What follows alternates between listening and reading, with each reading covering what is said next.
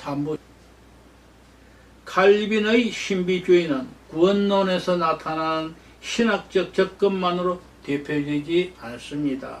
그의 신비주의는 신학적 해설을 통한 신학만으로 나타나는 것이 아니고 성만찬 개념을 통한 체험적 신비주의로 나타나기도 합니다.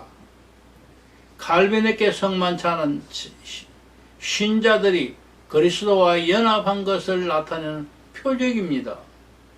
그리스도와 우리의 연합이 상징과 보정은 성만찬에서 우리에게 주어진다고 말합니다. 그 연합은 우리가 그리스도와 하나 될 때 이루어지고 성만찬을 통하여 그리스도에 참여함으로 상징되어진 것입니다. 이러한 연합의 방법과 성격은 이해할 수 없는 것입니다. 왜냐하면 이것은 성령의 무한한 능력을 통해서 성취되기 때문입니다. 칼빈은 이 연합을 시몬 신비라 불렀습니다. 성만찬은 이러한 연합을 예정하는 표적입니다. 왜냐하면 그리스도의 살과 피가 성만찬에 놓여지기 때문입니다. 성만찬에서 제공되는 그리스도의 살과 피의 성격에 관한 문제가 제기되었을 때 칼빈은 여기서 성만찬의 궁극적인 신비를 직면하게 된다는 것을 알았습니다. 나는 이러한 시몬 신비에 감복하고 말았다 합니다. 바울과 마찬가지로 경외감 속에서 나의 무지를 부끄러워하지 않는다 했습니다. 이 연합의 신비를 인정하면서도 칼빈은 그리스도와 우리의 연합이 그의 육신과 하나가 됨을 통해서 이해될 수 있음을 자신있게 강조합니다. 오직 우리가 그리스도를 얻을 때에만 우리는 그리스도의 유익에 참여할 수 있다. 그러나 내가 하건하건대 그가 우리를 위한 제물이 되었다는 것을 믿을 때만 아니라 그가 우리 안에 거하실 때는 우리에게 임하신 것이다. 그가 우리와 하나가 되고 우리는 그와 그의 육신의 지체가 될 때 간략히 말하자면 우리가 그와 더불어 한 생명과 실체로 연합될 때이다. 그리스도는 우리에게 단순히 그의 죽음과 부활의 유익만을 준 것이 아니다. 그가 고난을 당하시고 다시 일어나신 바로 그 몸을 우리에게 주신 것이다. 육신이신 그리스도와 연합이라는 배경에서 칼빈은 그리스도의 육신이 상징되고 대표되는 성만찬에 우리의 관심을 돌리게 합니다. 성만찬에서 우리가 그의 실체에 참여한다는 것은 그리스도와 우리의 연합만을 상징하는 것이 아니라 우리의 영혼을 양육시키는 것입니다. 칼빈은 이렇게 주장합니다. 내 결론은 그리스도의 몸은 실제 한다는 것이다. 즉 성만찬에서 우리의 영혼을 위한 유익한 양식으로 주어지는 것이 사실이다.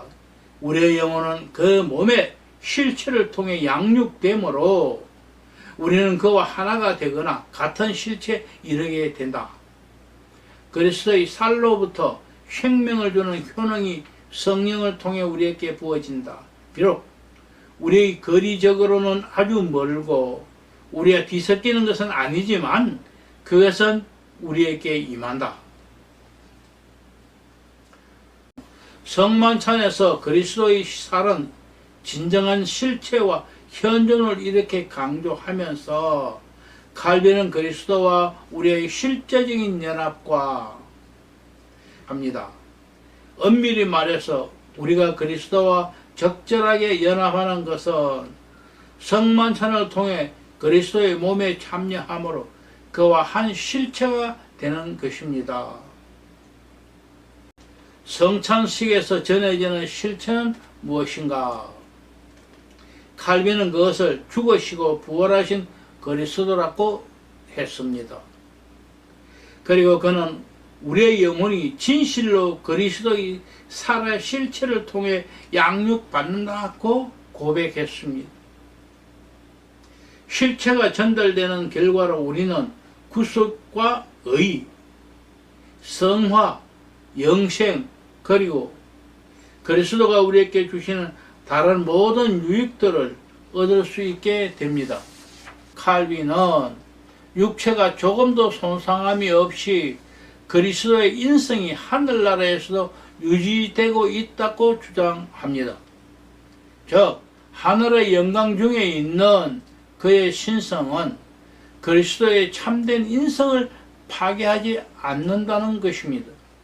따라서 그리스도의 몸은 한 장소에 얽매이지 않으며 이렇게 지역적으로 얽매이지 않는 그리스도의 인성과 그의 유익들을 성령을 통해 우리에게 전달된다는 것입니다. 주님께서는 성령으로 우리에게 영과 육과 혼에서 그와 하나가 되는 복을 내려 주신다. 그러므로 그 연결의 끈은 우리를 그와 연합시키며 그리스도의 모든 것이 우리에게 전달되도록 하는 일종의 통로인 그리스도의 영이다. 내주하시는 성령께서 우리를 하늘에 계신 그리스도에게 올려놓으신다는 것입니다. 그러므로 성찬식에 참여하는 것은 우리의 눈과 마음을 가지고 하늘에 올라 그곳에서 그 나라의 영광 중에 그리스도를 보는 것입니다. 칼빈은 말합니다. 따라서 그리스도는 아무런 방해 없이 하늘이나 땅, 그가 기뻐하는 어느 곳에서 자신의 능력을 행하신다. 그는 능력과 강력으로 자신의 임재를 보여주며 언제나 그의 백성 가운데 있다. 그리고 자신의 생명을 그들에게 불어넣으시고 그들 안에서 사시며 그들을 유지시키고 아무런 해를 입지 않도록 견고하게 하며 소생시키고 지켜주신다. 이는 마치 그가 그들의 목에 임재하는 것과 같이 하는 것이다. 그가 그들의 목에 임재하는 것과 같이 하는 것이다. 간략하게 말하자면 자신의 몸으로 그의 백성을 양육하시며 그의 영을 통해 그들과 교제를 나누신다. 이러한 면에서 그리스도의 몸과 피는 성례전을 통해 우리에게 나타나는 것이다. 칼빈에 의하면 성찬을 통해서 성령은 우리와 그리스도의 연합을 상징하기 위해 그리스도의 육신을 우리에게 가져오는 것만이 아니라 실제로 그리스도와 우리가 함께함으로 교제를 진행시키는 것입니다. 비록 칼빈이 중세 수도원주의를 비판했고 버나드의 수도원 영성에 대하여 긍정적인 평가를 기술하지는 않았지만 그에게도 신비주의는 분명히 존재하고 있습니다. 칼빈에게도 신비주의는 분명히 존재하고 있습니다. 칼빈의 신비주의는 수도원 영성을 통하여 나타난 것이 아니고 거의 구원론 신학에 잘 표현되었습니다. 칼빈의 구원론은 버나드 영성의 중심 내용인 그리스도와 연합이 그 핵심을 이루고 있고 칼빈의 정화론도 성찬론을 통하여 역시 버나드 영성의 주 내용을 차지하고 있는 그리스도와의 교제가 중요한 위치를 차지하게 되었습니다. 종교개혁을 통하여 칭의와 성화가 구별되었고 인간의 공로사상이 철저하게 배제되었습니다. 중세신학과 사상이 성경적으로 정리된 것입니다.